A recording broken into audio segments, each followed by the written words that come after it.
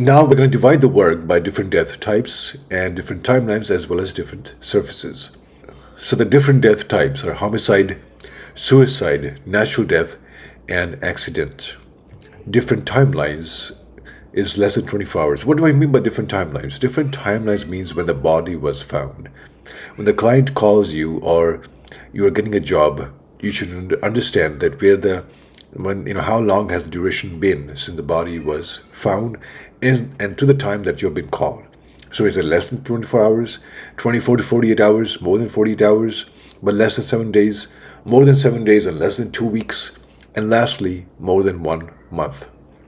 Now, different surfaces where the body can be found: concrete tiles, laminate, hardwood, vinyl, and carpet. Now, different death types. Again, like we mentioned, the homicide, suicide, natural death, and accidental. Homicides, depending on the instrument used, like knife or gun, can have different levels of blood. Same for suicides. If you can imagine that if there was a gun or a knife used, then for sure there's a lot of blood. The moment you get that information, your ears should be perked up. And accidental death could mean that it's a lot of blood or it could be very less blood, right? Because what if a person had a fall and the death was by internal injury but not by external bleeding? And natural death means by heart attacks or just by age factor. Natural deaths are the ones that tend to be found, mostly after 1 week or a few days for sure, more than 2 weeks sometimes. So those are the ones that you come across where the body has decomposed a lot. Okay. So the first one we're going to tackle in terms of different timelines is the less than 24 hours. So when the body is found within 24 hours, what you're going to find is that the blood or the fluids, again, depending on what kind of incident it is it a homicide, a suicide, or a natural death? It could be a lot of blood, it could be very less blood, but what you're going to find is the blood is fresh and or they're dried up like crisp dark shells depending on the humidity and the water content in the area. So homicide or suicide, you're going to, like I mentioned, find a lot of blood. Natural death, you may not find a lot. Accidental death can be a lot of blood too. 24 to 48 hours, you're going to find them. So if you find this timeline, that means that pretty much it's going to be similar to the 24 hours timeline.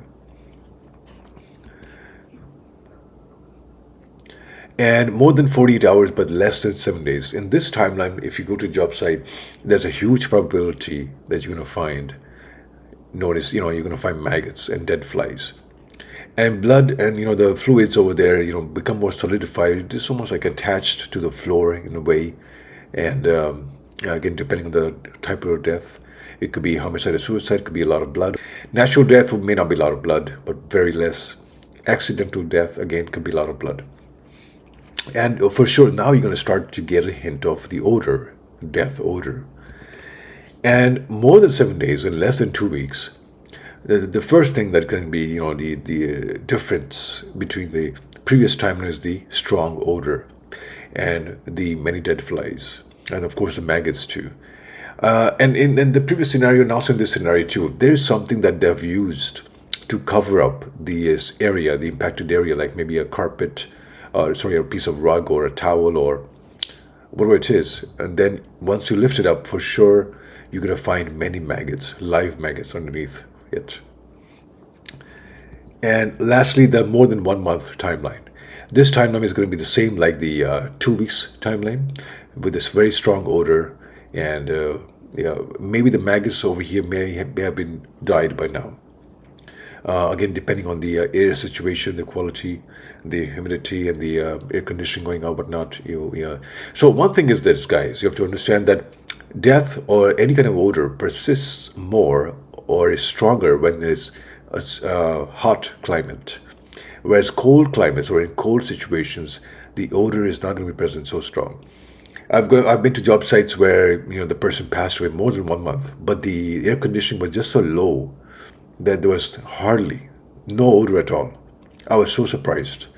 And I've also been to places where like only the blood or the death has happened more than less than 48 hours and the odor is just so strong.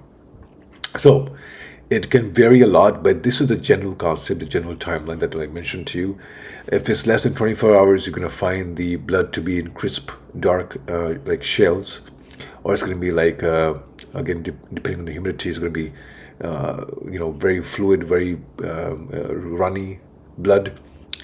If it's on the other end of the spectrum, which is more than 1 month, then for sure the bloods and fluids have solidified as such, and the odor situation is going to be very extremely strong, and as well as the maggot situation. Now, in this end of the spectrum, could be a lot of activity or very less activity.